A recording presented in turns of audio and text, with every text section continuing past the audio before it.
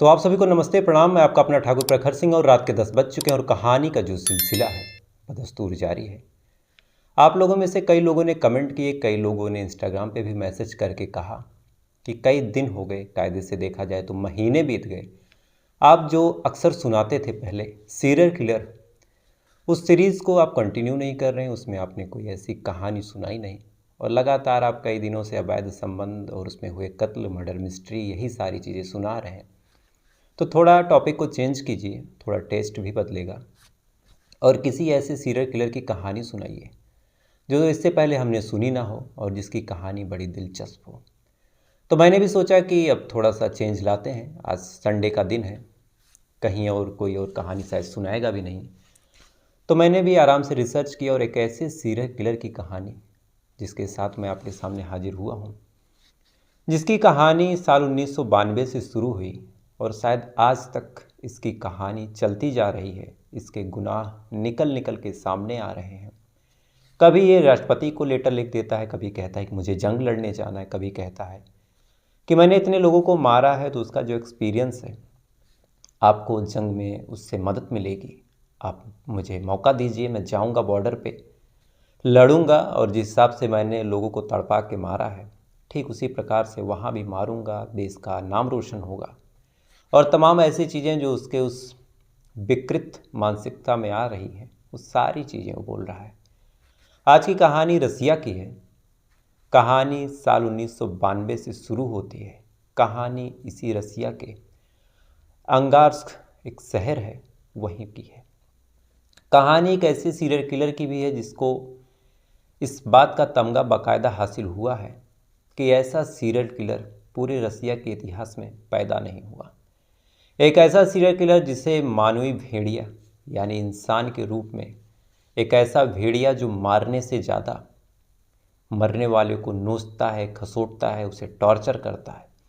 जिस प्रकार भेड़िया अपने शिकार को जिंदा ही खाने लगता है, ठीक उसी प्रकार ये भी बिना मारे ही अपने शिकार को टॉर्चर करता था और शायद डर से तड़प के ही लोगों की मौत होती थी। ये आसान मौत देना भी नहीं चाहता था और इसी टॉर्चर में इसे मजा आता था। एक ऐसा सीरियल किलर जिसकी अपराधों की फहरिस्त 1992 से शुरू हुई है, साल 2023 आ गया है, लेकिन आज भी कहीं ना कहीं एक आध दो क्राइम इसके नाम के निकल आते हैं। इन क्राइमों में अब तक के जो क्राइम हैं वो भी जुड़ जाते हैं और ये आंकड़ा जो है 200 के पार पहुंच चुका है। तो अब ज़्यादा टाइम नहीं लूँगा, सीधा सीधा आज की कहानी का रुख करूँगा। तो इस कहानी की शुरुआत होती है साल 1992, जब इसी रसिया की राजधानी मॉस्को से 5200 किलोमीटर दूर एक शहर है अंगार्स्क, और इसी शहर में सुबह सुबह एक लड़की की लाश मिलती है। 1992 का टाइम था, आज के हिसाब से न टेक्नोलॉजी थी, न सारी चीज़ें थी। अब सुबह सुबह जब लाश मिलती है तो पुलिस को फ़ोन जाता है। फ़ोन भी बड़ी मुश्किल से होता है। पुलिस वाले आराम से पहुंचते हैं। पहुंचने के बाद लाश को देखते हैं और देखते ही जो पुलिस वाले थे उनकी हवा ख़राब हो जाती है, क्योंकि जो लाश थी उसको इस हिसाब से टॉर्चर किया गया था। शरीर पे कपड़े नहीं थे, जगह जगह नोचने के निशान थे, किसी चीज़ से कुचला गया था, मारा गया था, हड्डियाँ चकनाचूर हो चुकी थी, आँखों के पास किसी ने प्लास मार दिया था। मतलब जितनी टॉर्चर या फिर जितनी यातनाएं आप सोच सकते हैं, उतनी यातनाएं इस महिला को दी गई थी। अब पहली बार ऐसा नज़ारा पुलिस वालों के सामने, उनकी हवा ख़राब। बहरहाल बॉडी को कब्ज़े में लेते हैं, जो भी वहाँ का नियम था उस हिसाब से पंचनामा वगैरह करते हैं, बॉडी को पोस्टमार्टम के लिए भेजते हैं। अब ये बात जैसे ही लोगों के सामने आई तो लोगों में कौतूहल मची कि कौन है, किसने मारा, जल्द से जल्द उसे पकड़ा जाए। पुलिस वाले भी जो कातिल था उसको पकड़ने के लिए ज़ोर शोर से जुटते हैं और पोस्टमार्टम रिपोर्ट थी उसके आने का भी इंतज़ार करते हैं कि शायद वहाँ से कुछ खुलासा हो जाए। बहरहाल 3-4 दिनों में पोस्टमार्टम रिपोर्ट आती है और इस पोस्टमार्टम रिपोर्ट ने तो मानो एक तरह से हड़कंप ला दिया था। दरअसल पोस्टमार्टम रिपोर्ट में क्लियर मेंशन था कि पहले इस महिला को घंटों तक टॉर्चर किया गया। टॉर्चर करने के बाद इसे मारा गया। जब दर्द से तड़प कर इसकी मौत हो गई तो इसी दौरान इसके साथ रेप किया गया और रेप भी घंटों तक किया गया। अब ऐसा पोस्टमार्टम रिपोर्ट और ऐसा हीनियस क्राइम, पुलिस वाले फ़ौरन जुटते हैं, इन्वेस्टिगेशन करते हैं, सारी चीज़ें करते हैं। लेकिन जैसे ही थोड़ा सा वक्त और गुजरता है, पुलिस वाले इस केस में जुटे ही थे कि तभी एक और लाश सेम तरीके से मिलती है। सेम तरीके से उसके भी कपड़े फाड़े हुए थे, सेम तरीके से उसे भी टॉर्चर किया गया था, सेम तरीके से उसको भी मारा गया था। अब पुलिस वाले भाग के वहाँ पे जाते हैं, उस लाश को उठाते हैं, देखते हैं तो इस लाश की भी हालत पहले लाश जैसी। पुलिस को भी लगता है कि ये जो मामला है कहीं ऐसा तो नहीं है कि दोनों मामले इंटरलिंक हो। बहरहाल पुलिस वाले यही मनाते हैं कि भगवान करे ऐसा ना हो। पुलिस वाले इस लाश को पोस्टमार्टम के लिए भेजते हैं और आसपास के इलाकों को छानते हैं, सोचते हैं कि कोई ऐसा सबूत, कोई ऐसा सुराग मिल जाए और अगर कातिल पकड़ा जाएगा तो शायद जो ये क्राइम हो रहा है ये रुक जाएगा। लेकिन ये तो महज एक शुरुआत थी। इसके बाद एक तीसरी लाश सेम तरीके से मिलती है और ये लाश एक 16 साल की लड़की की थी। इस लड़की को भी सेम तरीके से नोचा खसोटा गया था, सेम तरीके से टॉर्चर किया गया था, मारा पीटा गया था और जितनी यातनाएं बाकी दोनों में थी उससे भी ज़्यादा यातनाएं इस लड़की को दे दी गई थी। अब पुलिस वालों के सामने 1-2 महीने के अंदर 3 ऐसी लाशें एक शहर से लगातार मिल रही हैं। पुलिस वालों के ऊपर प्रेशर भी बढ़ता जा रहा है। धीरे धीरे ये जो मामला है आपस की जनता में भी फैलता जा रहा है। अब जब लोकल जनता ये बात सुनती है तो उसमें भी डर का माहौल। पुलिस वालों से कहते हैं कि जल्द से जल्द आप इस केस को सुलझाइए। पुलिस पे दोहरा प्रेशर पड़ता है। एक तरह से ऐसा क्राइम हो रहा था, उन्हें भी रोकना था और दूसरे जो पब्लिक थी वो भी कहीं ना कहीं अब अपने आप को असुरक्षित महसूस करने लगी थी। वक्त गुजरा, पुलिस वालों के जो जांच का सिलसिला था वो भी बढ़ा, लेकिन इसी बीच एक चौथी लाश मिल जाती है। अब 1-2 महीने के अंदर लगातार 4 लाशें सेम तरीके से मारा गया। चारों लाशें महिलाएं या फिर लड़कियां, 16 साल से लेकर 40 साल तक के बीच की सबकी उम्र। उसी तरीके से टॉर्चर करके मारा गया, उसी तरीके से रेप किया गया, सारी चीज़ें की गई। न कोई सबूत है, न कोई सुराग है। कातिल ने कोई ऐसा क्लू छोड़ा ही नहीं जिससे कातिल को पकड़ा जा सके। तो पुलिस वालों को लगता है कि आखिर अब करें तो करें क्या।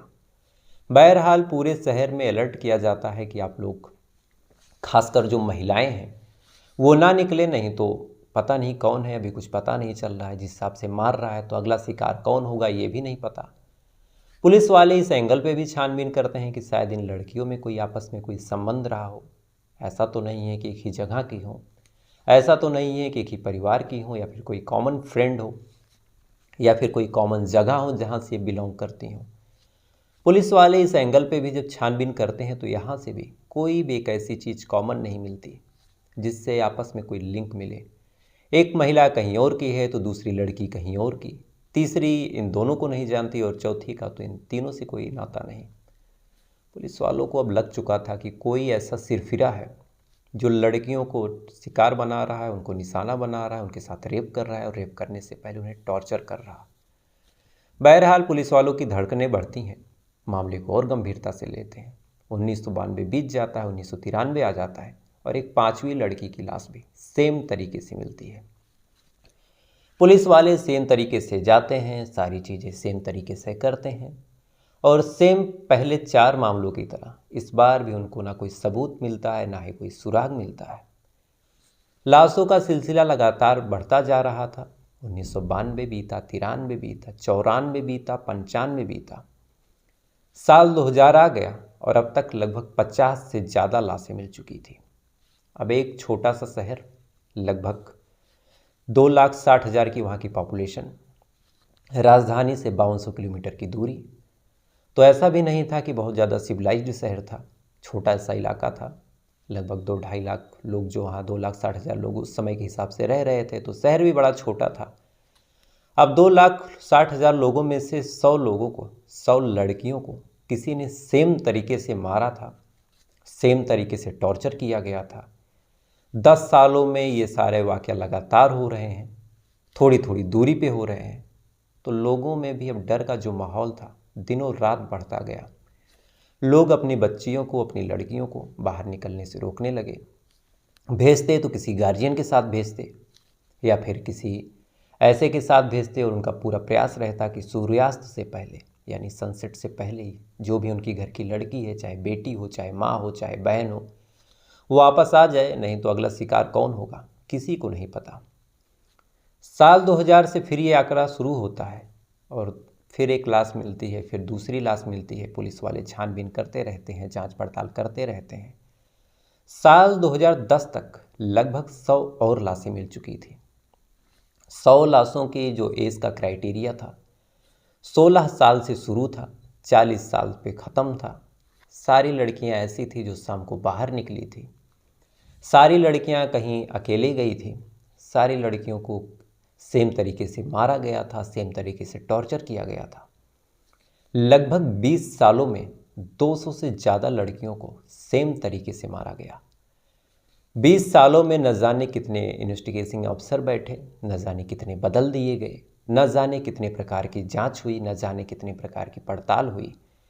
लेकिन सारी जांच में, सारी पड़ताल में, सारे छानबीन में कोई भी ऐसा क्लू, कोई भी ऐसा चीज़ नहीं मिला जिससे जो कातिल है उसकी तरफ कोई भी इशारा हो।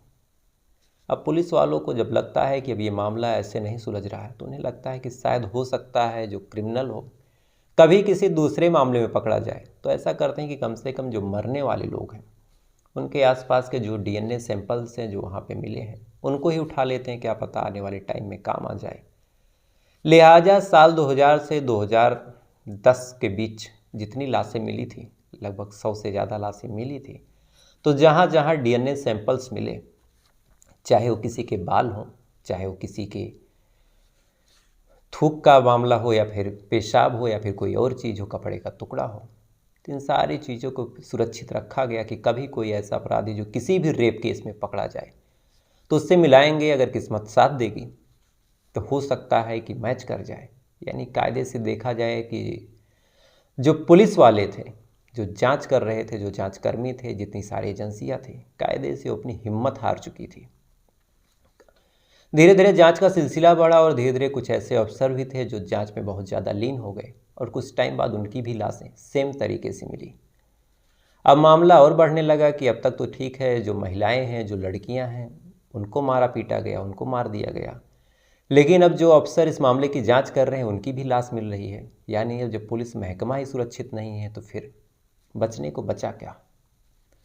बहरहाल अब जब इंटरनल बात आई और पुलिस वालों के ही आदमी मारे जाने लगे तो अब पुलिस वालों का माथा कहीं ना कहीं घूमता है। उन्हें लगता है कि शायद कोई ऐसा है जो हमारे इन लोगों को बहला फुसला रहा है और ऐसी जगह पे ले जा रहा है। नहीं तो कायदे से जो पुलिस वाले इस तरह से बेवकूफ़ नहीं होते। ऐसा भी नहीं है कि आप उनके ऊपर अटैक करके मार देंगे, चूँकि पुलिस वाले वेल ट्रेंड होते हैं, उनके पास गन होती है। यानी इन्हें इस तरह से अचानक तो नहीं मारा गया, बाकायदा इनका भरोसा जीता गया और जीतने के बाद जब ये रिलैक्स हो गए उसके बाद ही इनको मारा गया। अब पुलिस वालों की जो शक्की सुई थी वो अब आस पास के लोगों पे हर जगह घूमने लगी। उन्हें लगने लगा कि हर शख्स जो उनके सामने बैठा है, हर शख्स जो उनके आसपास गुजर रहा है, हर शख्स जो क्राइम सीन के आसपास देखा गया वही कातिल है। अब पुलिस वाले अंधेरे में इधर उधर तीर मार रहे हैं, कहीं से डीएनए सैंपल ले रहे हैं, कहीं से लोगों को उठा के पूछताछ कर रहे हैं। और लगभग 20 सालों में कम से कम 10,000 लोगों को पुलिस वालों ने उठाया था, मारा था, टॉर्चर किया था, पूछताछ की थी, सारी चीज़ें की थी। लेकिन इतनी कड़ी मशक्क़त, इतनी कड़ी मेहनत करने के बाद भी पुलिस वालों के हाथ एक बाल का टुकड़ा भी नहीं लगता है सबूत के नाम पे। समय बीतता गया, साल 2011 आ गया, साल 2012 आ गया और इसी बीच एक महिला की लगभग 30-32 साल उम्र थी, पब में गई थी, पब से लौटी थी, घर वालों से आखिरी बार बात हुई थी कि मैं अभी आ जाऊंगी। इतनी बात होती है, बात होने के बाद अब लौट के नहीं आती। घर वाले वैसे ही जब ऐसे मामले आ रहे थे तो डरते हैं, डरने के बाद पुलिस को फ़ोन करते हैं। पुलिस आती है, इस महिला की तस्वीर, सारी चीज़ें लेती है, लेने के बाद जांच का सिलसिला शुरू करती है और अगले दिन इस लड़की की लाश एक जंगल में मिलती है। लाश मिलती है और लाश को जैसे ही आसपास के लोग देखते हैं फ़ौरन पुलिस को फ़ोन करते हैं। पुलिस जाती है और जाने के बाद सीधा सीधा जैसे ही लाश को देखती है पुलिस के दिमाग में फ़ौरन सारी यादें ताज़ा हो जाती हैं और उन्हें लग जाता है कि ये जो मामला है इसे भी उसी ही दरिंदे ने अंजाम दिया है। अब पुलिस वाले फ़ौरन आसपास के इलाकों को सील करते हैं, जो भी डीएनए सैंपल्स थे उनको लेते हैं, जो भी सारी चीज़ें थी वहाँ पे संदिग्ध उनको लेती हैं, फ़ोटोग्राफ्स वगैरह क्लिक की जाती हैं, सारी चीज़ें की जाती हैं बॉडी को लेकर वापस आते हैं। अब पुलिस वाले उनको कुछ समझ नहीं आ रहा, चूँकि 200 से ज़्यादा मामले में वैसे भी नाकाम है, तो एक और मामला सही, इसमें भी उनसे क्या ही होने वाला था। बाकायदा बैठे बैठे सारी तस्वीरों को, सारी चीज़ों को, सारी रिपोर्ट्स को चेक करते रहते हैं। तभी उनकी नज़र एक खींची गई फ़ोटोग्राफ से जाती है। इसी फोटोग्राफ को देखते हैं और देखने के बाद एक तरह से उनकी आंखों में चमक आ जाती है। चूँकि क्राइम सीन से जो फोटोग्राफ लिए गए थे, उन्हीं फोटोग्राफ में लाश के पास से एक कार के पहिए का निशान मिलता है, और ये कार लाडा लीवा 4x4 थी। और ये कार कोई आम कार नहीं थी। जिस पहिए का ये निशान था, जिस कार का, ये कार खासकर पुलिस वाले खुद इस्तेमाल करते थे। अब एक क्राइम सीन, उसके पास से पुलिस की गाड़ी के निशान मिलना एक तरह से पुलिस वालों के मुंह पे तमाचा था। पुलिस वालों को लगता है कि जिस आदमी को हम बाहर ढूंढ रहे हैं, कहीं ऐसा तो नहीं हमारे डिपार्टमेंट में ही है। पुलिस वालों का दिमाग घूमता है अब ऐसे, लेकिन पूछताछ भी करें, छानबीन भी करें, तो अगला खुद पुलिस में है, दिमागी है, इतने साल से बचता आ रहा है, तो अगर डायरेक्ट जाएंगे पूछताछ करने तो बच ही जाएगा। लिहाजा बिना कुछ कहे एक तरह से एक फेक र्यूमर फैलाते हैं, और इसी र्यूमर के नाम पे लगभग उस पूरे शहर के 5000 से ज़्यादा पुलिस वालों के डीएनए सैंपल्स को चेक करते हैं। अब डीएनए सैंपल जैसे ही चेक किया जाता है, सबका किसी न किसी बहाने से खून, किसी न किसी बहाने से सलाइवा लिया जाता है। डीएनए रिपोर्ट आती है और क्राइम सीन से जितने डीएनए मिले थे उनको मैच कराया जाता है। तो अंत में एक शख्स जिसका नाम मिखाइल पोपको था, इसी से लगभग 32 जगहों के डीएनए मिल जाते हैं। अब एक आदमी जिसका 32 क्राइम सीन पे डीएनए मिला हो तो शक की कोई गुंजाइश ही नहीं। फ़ौरन इस पुलिस वाले को गिरफ्तार किया जाता है। गिरफ्तार करके इससे पूछताछ की जाती है। तो थोड़ी देर तक तो अपने पुलिसी अंदाज को दिखाता है, अपने रूप को दिखाता है, और इसे पता भी था कि पुलिस वाले के हिसाब से पूछताछ करते हैं तो ज़्यादा देर तक तो ये रुकता नहीं, अंत में टूटता है, और टूटने के बाद कहता है कि हाँ, ये सारे मर्डर मैंने किए। अब पुलिस वालों के पास दो सवाल थे कि अगर मर्डर किए तो क्यों किए, और अगर बचा तो कैसे बचा, क्योंकि 20 सालों में लगातार बचना कोई बच्चों का खेल नहीं था, जहां इतने ज़हीन दिमागी लोग जुटे हों। अब इसको बाकायदा बैठाया गया है। बैठाए जाने के बाद इससे पूछताछ की जा रही है। ये सिलसिलेवार तरीके से अपनी पूरी कहानी सुना रहा है, और इस कहानी के हिसाब से 7 मार्च 1964 इसी तारीख को मिखाइल पोपको का जन्म होता है। जन्म होने के बाद इसकी प्रारंभिक शिक्षा कहीं और होती है। अब बॉडी भी अच्छी खासी थी, पढ़ने लिखने में भी ठीक ठाक था, तो वापस आता है। आने के बाद ये शहर पहुंचता है अंगासर्क। यहाँ पे जाने के बाद पुलिस महकमे को ज्वाइन करता है। ज्वाइन करने के बाद इसकी शादी होती है। शादी होने के बाद इसकी एक बेटी होती है। अब यहीं से ये फिर पुलिस को बरगलाने की कोशिश शुरू कर देता है। ये सारी चीज़ें जब ये बता रहा था तो पुलिस वाले कहते हैं कि ये सारी चीज़ें छोड़ो, पहले तुम ये बताओ कि तुम ऐसा सीरियल किलर वाला काम क्यों कर रहे हो। तो इस पर पहले इसने जो कहानी सुनाई, उस कहानी में इसने बताया कि चूँकि मेरी जो बीवी थी वो बैड कैरेक्टर की थी, आए दिन गैर मर्दों के पास जाती, गैर तरीके से काम करती, उसने मुझे धोखा दिया, चीट किया। लिहाजा ऐसी लड़की, ऐसी महिलाएं जो अकेली पब जाती हैं, अकेली बार जाती हैं, अकेली रात को घूमती हैं, वो सारी लड़कियां मुझे कैरेक्टरलेस लगती हैं, और इसीलिए मैंने इन सारी लड़कियों को टारगेट किया। और पुलिस वाले जाते हैं, पता करते हैं उसकी पत्नी के बारे में, तो पता चलता है कि उसकी पत्नी तो बेहद शरीफ, बेहद नेक दिल लड़की, उसने तो ऐसा कुछ किया ही नहीं। पुलिस वाले फिर लौट के आते हैं और कहते हैं कि झूठ मत बोलो। दोबारा इसने एक दूसरी कहानी सुनाई, और इस कहानी में इसने बताया कि मेरी जो माँ थी वो बैड कैरेक्टर की थी, शराब पीती, शराब पीने के बाद मुझे टॉर्चर करती, मारती पीटती। इस वजह से मुझे ऐसी महिलाओं से, ऐसी लड़कियों से नफ़रत हो गई जो रात को अकेले घूमती हैं, शराब पीती हैं, गलत काम करती हैं। अब पुलिस वाले इसकी माँ के बारे में पता करते हैं तो वहाँ से भी कोई ऐसी बात, कोई ऐसी जानकारी नहीं। तब पुलिस वाले अपना तरीका अपनाते हैं और कहते हैं कि अब तुम सही सही बता दो। तब जाके ये अपना मुंह खोलता है और असली कहानी बताता है। दरअसल इस कहानी के हिसाब से इसकी जो पत्नी थी, उसके बाद इसकी एक बेटी होती है। बेटी बड़ी होती है। बड़ी होने के बाद कि रसिया का कल्चर तो कुछ ज़्यादा ही फ्रैंक है, तो जैसे जैसे बड़ी हो रही थी तो आए दिन बाहर जाना, पार्टी करने, सारी चीज़ें करना। अब जो मिखाइल था, इसको ये चीज़ पसंद नहीं आती थी। इसको लगता था कि ये सारी चीज़ें गलत हैं। बेटी थी कि मानने को तैयार नहीं थी। तब इसे एक तरह से अपनी बेटी की वजह से उन सारी लड़कियों से, उन सारी महिलाओं से नफरत हो गई जो बाहर जाती थी अकेले, बिना पति के साथ, बिना किसी पुरुष के साथ अकेले घूमती थी, एक तरह से प्रोस्टिट्यूशन करती थी, धंधा करती थी और जिस्मानी सर्विस देती थी। और इसके दिमाग में आया कि जो भी ऐसी लड़कियां हैं, इनके अंदर मेरे नाम का एक खौफ होना चाहिए, और अगर ऐसी लड़कियों को, ऐसी महिलाओं को मैं मार दूंगा तो मेरा जो शहर है वो गंदगी से साफ हो जाएगा। लिहाजा साल 1992 में ये अपना पहला शिकार करता है। एक महिला जो पब से निकली हुई थी, ड्रंक थी बाकायदा, चूँकि ये पुलिस की वर्दी में था, गाड़ी लेके खड़ा था। उस महिला को देखता है, देखने के बाद कहता है कि मैम आइए मैं आपको घर पे छोड़ दूँ। अब चाहे हिंदुस्तान हो, चाहे कोई और दोस्त हो, चाहे पुलिस वाला सामने से सिक्योरिटी का आश्वासन देते हुए कहे कि आपको छोड़ दूँ, तो कोई भी होगा गाड़ी में बैठ लेगा, चूँकि पुलिस से ज़्यादा सुरक्षित कोई और जगह आज भी हम लोग नहीं मानते। वो महिला इसकी गाड़ी में बैठती है। बैठने के बाद ये कुछ दूर तक उस गाड़ी को लेके जाता है। जाने के बाद अपने ड्राइवर को खोलता है, वहाँ से एक हथौड़ी निकालता है। हथौड़ी से उस महिला के सर पे वार करता है। बाकायदा उसी पिछली सीट पे उस महिला को टॉर्चर करता है। एक एक बात गिनाता है कि किस हिसाब से तुम लोग समाज को गंदा कर रहे हो, किस हिसाब से तुम लोग समाज में गंदगी फैला रहे हो।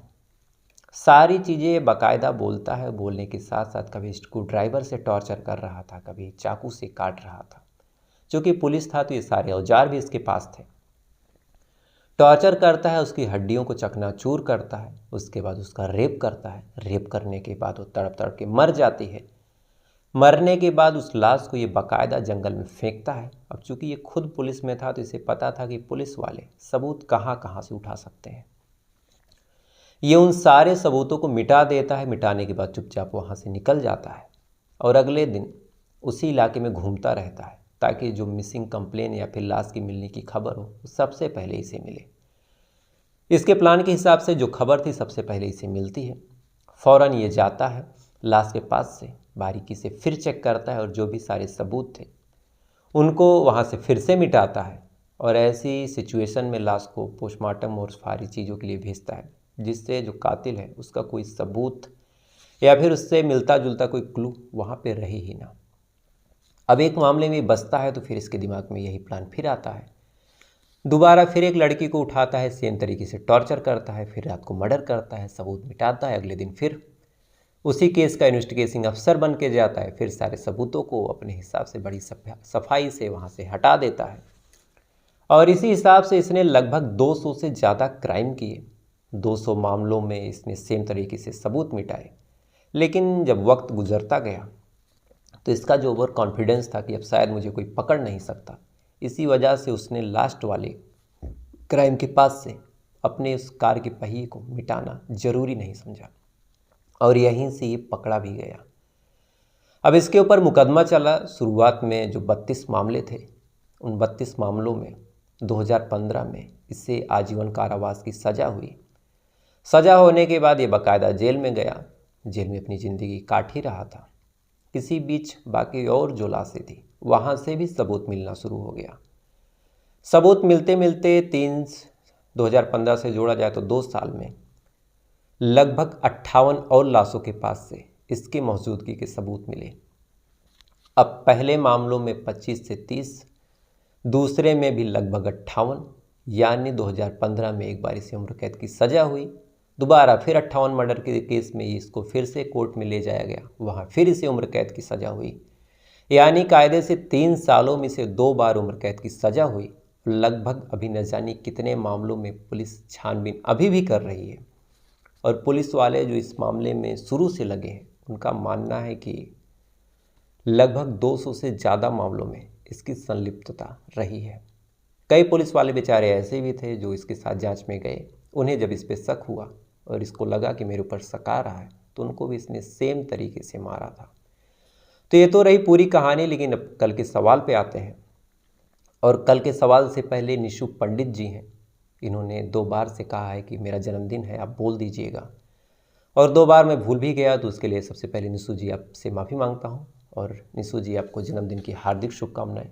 बस आप ऐसे खुश रहिए, अपने जीवन में आगे बढ़िए अब आते हैं कल के सवाल पे। और कल का मेरा सवाल था कि एक मुहावरा है घड़ियाली आंसू। तो ये घड़ियाली आंसू क्यों बोला जाता है?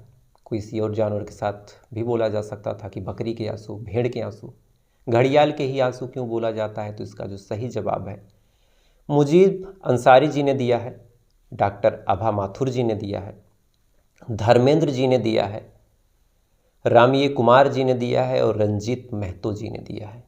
बाकी और लोगों ने दिया है, लेकिन शायद उस सवाल को ठीक तरीके से समझ नहीं पाए। तो सही सवाल का सही जवाब यही था कि इसके पीछे एक बड़ा ही साइंटिफिक लॉजिक है। दरअसल जब घड़ियाल शिकार करता है तो शिकार करने के बाद जब घड़ियाल अपने शिकार को खाता है तो खाते टाइम उसकी आंख में आंसू आते हैं। यानी ऐसा देखा जाए तो मानो ऐसा लगता है कि उसने कत्ल भी किया है, कत्ल करके खा भी रहा है, और इस कत्ल की वजह से इसको दुख भी है, रोया भी जा रहा है और साथ में मांस खा भी रहा है। तो यानी अगर कोई इंसान हो जो किसी का नुकसान भी कर रहा हो, नुकसान करने के बाद रो भी रहा हो, तो ऐसे मामलों में कहा जाता है कि ये इंसान घड़ियाली आंसू बहा रहा है। तो आप सभी लोगों ने बिल्कुल सही जवाब दिया, तो इसके लिए आप सबको हार्दिक शुभकामनाएं। और अब आज के सवाल पे आते हैं। तो आज का सवाल है कि जब भी हवाई जहाज़ हम उड़ते देखते हैं तो इसके बारे में कहा जाता है कि राइट ब्रदर्स जिन्होंने इस हवाई जहाज़ को बनाया, इसका निर्माण किया। लेकिन एक थ्योरी है और एक बात ये भी हमारे हिंदुस्तान में है कि ये जो राइट ब्रदर्स हैं उनसे पहले भी हमारे हिंदुस्तान में हवाई जहाज़ बन चुका है, बना के बाकायदा उड़ाया भी गया है। तो उन महान साइंटिस्ट का क्या नाम है जिन्होंने हवाई जहाज़ बनाया भी, बनाने के बाद उड़ाया भी? बशर्ते हमारे देश में पेटेंट कराने का चलन तब शायद नहीं था, तो उन्होंने पेटेंट नहीं करवाया और ये तमगा उन्हें नहीं मिल पाया। लेकिन आज हमारा फ़र्ज़ है कि उनकी इस योगदान को सामने लाएं। तो अगर आप लोगों को इसका जवाब पता हो तो प्लीज़ बताइएगा, नहीं पता तो मैं कल आपको पूरी डिटेल में बताऊंगा। अगर आज की कहानी भी आपको अच्छी लगी हो और एक इंटरेस्टिंग फैक्ट जो मैंने आपको बताया घड़ियाली आंसू, तो उसके लिए वीडियो को लाइक कर दीजिएगा। और ऐसे ही मज़ेदार कहानियाँ और ऐसे ही इंटरेस्टिंग फैक्ट देखने के लिए चैनल को सब्सक्राइब ज़रूर कर लीजिएगा, चूँकि रात को 10 बजे मैं डेली किसी न किसी कहानी के साथ जो क्राइम से और ऐसी देश दुनिया से जुड़ी हूँ उनके साथ आता रहता हूँ। तो ऐसे ही कहानियों के साथ जुड़ते रहिएगा। तो आपसे कल फिर मुलाकात होगी किसी दूसरी कहानी के साथ। तब तक अच्छे रहिएगा, खुश रहिएगा, अपना ख्याल रखिएगा, अपने देश का ख्याल रखिएगा। जय हिंद, वंदे मातरम।